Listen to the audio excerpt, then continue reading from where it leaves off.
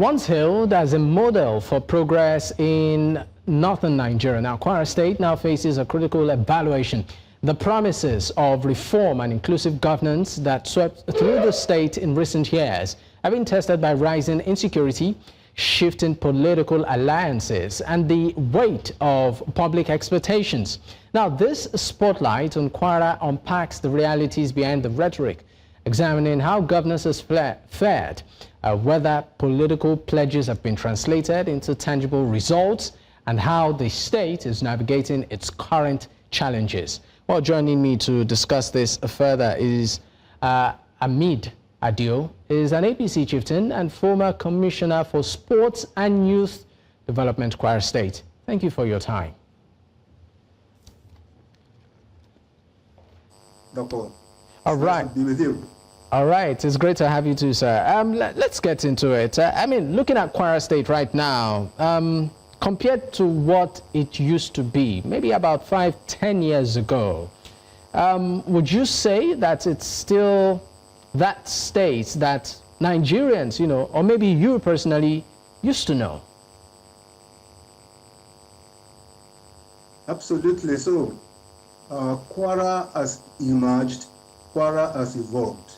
You recall that Kwara came into being in 1967. That's precisely on May 27, 1967, as a part of the 12th state formation by the military, and it is now a 16 local government state. We are having it so good so far because what definitely have been the security challenge is being nipped in the bud, and Kwara is fast developing, fast developing. If you go through the Kwara State capital, you will know that if you have not been in Kwara in the last 3 years, then I want to bet you that you probably will miss your route, because a lot of development is taking place there, and it cuts across all sectors, of the economy, be it education, health, agri, and what have you, and even sport, which happens to be my core area.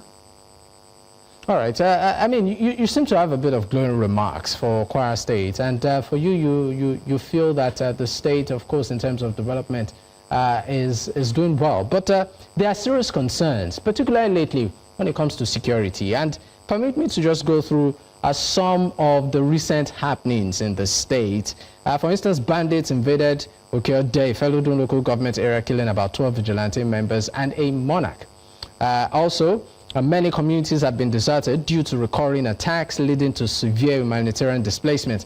Over 3,000 residents from 15 communities in Babanla have fled their homes. There have also been attacks and reports of killings, abductions also. In one particular case, a police officer was killed during an attack on a private company in the fellow local government. Now, this is one of several for a state that was once considered very peaceful. I mean, for many Nigerians, this is a major decline. What is happening? What is happening in Kwara is also happening all over the federation. But this was not the case before. The security concern is a general thing in Nigeria, and it's not peculiar to Kwara.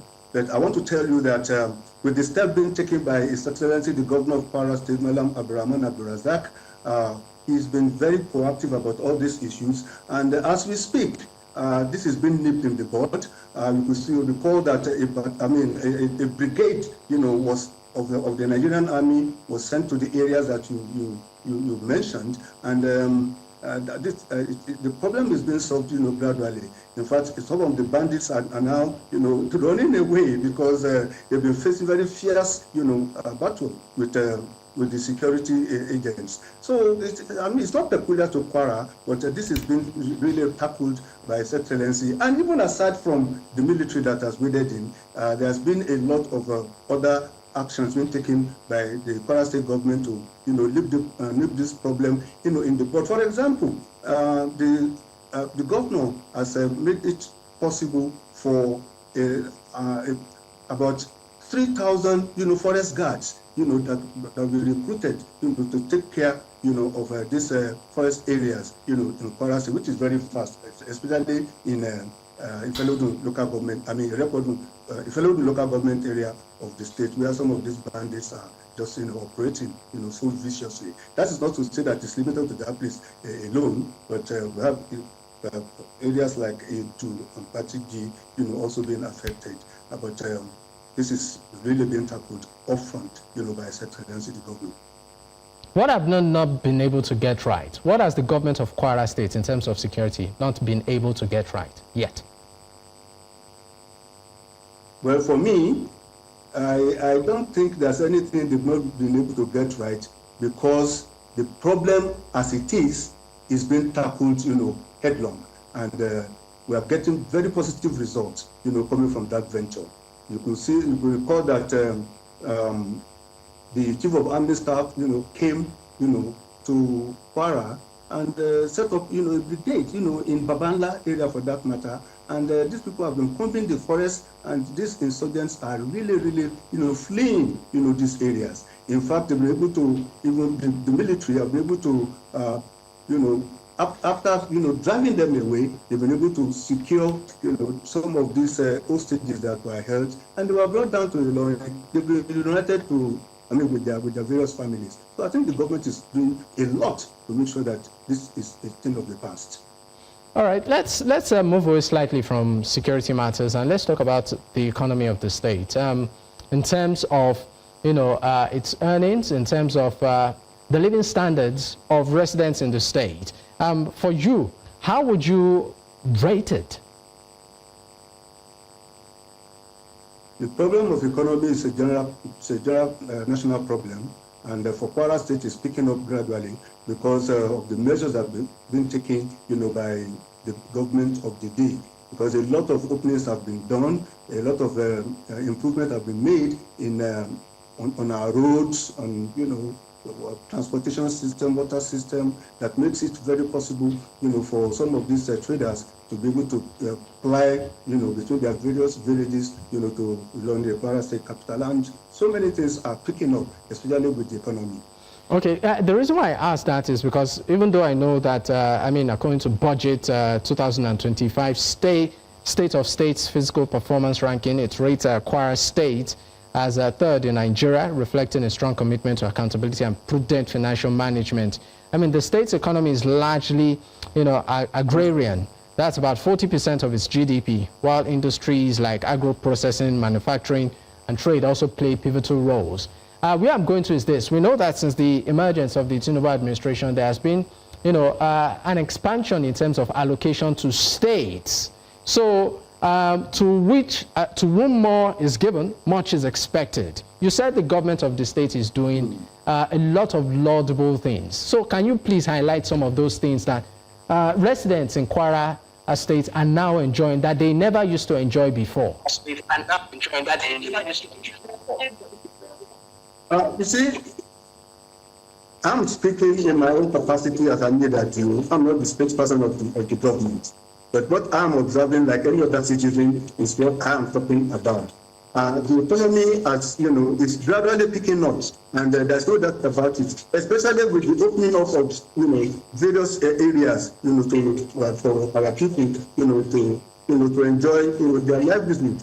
And this is the issue of security is being tackled. And I think the people are now, trying to get back their lives, and they are sleeping in their two eyes closed as we speak. And because a lot of improvement have taken place, healthcare, in the economy, in agriculture, in education. Education, for example, oh my God, if you come to Kwara today, you will see a lot of out-of-school children who are now back, in the classroom. And I want to believe that, if I'm not wrong, that in northern Nigeria for now, especially in the north central geopolitical zone that Kwara belongs to, this government has been able to enroll so many children in schools that have been out of school before. And things are picking up gradually, and the economy is rolling very fast.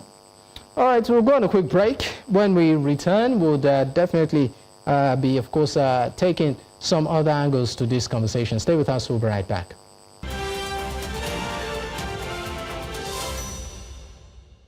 Many thanks for staying with us. It's still Politics HQ on News Central Television. I still have Hameed Adio, is an APC Chieftain and former Commissioner for Sports and Youth Development, Kwara State. Thank you for staying with me, sir. Now, let's move to politics right now, where, of course, for many Nigerians who are pretty much in tune with the politics of Kwara State, they will talk about the Saraki dynasty. But some would say that recent political happenings sort of reflect maybe, just maybe, an end to that dynasty. Do you think this is the case? I subscribe to that too. You said you subscribe. You said you subscribe to that. Yeah. That is, yes. Why is that? Now, Kwara State has moved on. Kwara State has moved on. The state is under the control of the APC, and the APC is doing very fine as a government. Governor Abdurrahman Abdulrazak came into office in 2019, and he was re-elected in 2023. If he is not performing very well, the people will not re-elect him. What we have on ground now is performance, and all sectors, have been touched. And I want to believe that Kwara State, when they came up with that mantra of Otoge, in 2018, and they are now reaping the benefit right now with the administration of Governor Abdurrahman Abdulrazak. That is very focused, that is development-oriented, that is very purposeful. Somebody I regard, I normally tell my friends that if you want to describe Governor Abdurrahman Abdulrazak, you describe him as somebody who talks little, who speaks easy, but acts big when the need arises.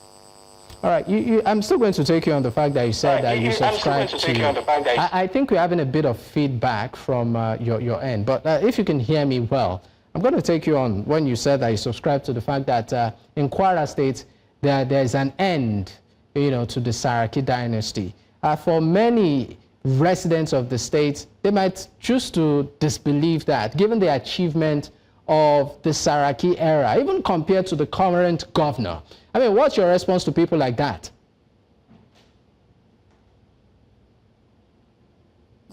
What is on ground, now in Kwara State? I told you earlier on when we started this program that if you have not visited Kwara in the last 3 years, you probably will miss your way, because the mountain of development that is taking place in Kwara State, the urban renewal, the development of roads, infrastructure, your education, healthcare delivery system, and even my area that is sports. Go to Kwara Stadium now, you will see that there have been a lot of changes, in infrastructural development, in the stadium. And it cuts across all sectors of the society like that. And that is why people are just saying that, well, this government is a government of the people, for the people, and by the people.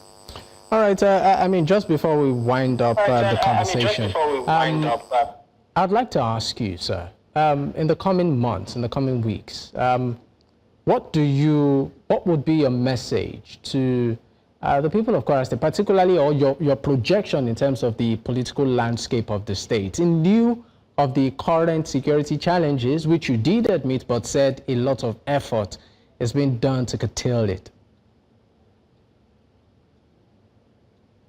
I think for Kwara, there is hope in the rising with what this government, is doing and is putting in place. And I believe that if there's a sustenance, of that Kwara State will go, places. We just need continuity, with what this governor has done. And people are clamoring, here and there, that this continuity should be done in such a way that Kwara will still reap the benefit, of democracy. Kwara will still, be top, in its development. A rally took place, just some few weeks ago in Ilorin, calling for a particular person, especially the named Ambassador Insecurity, and that rally was, attended by people from all walks of life, especially the youth that constitute 70% of our, population, and they're all asking and clamoring that he should, throw his heart in the ring because of his antecedents. So I want to believe that if there's continuity, then definitely Kwara will still go places.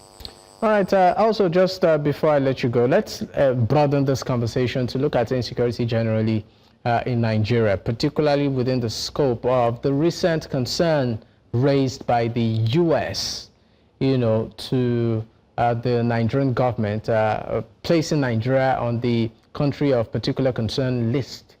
It also cited the issue of a Christian genocide. How do you react to this?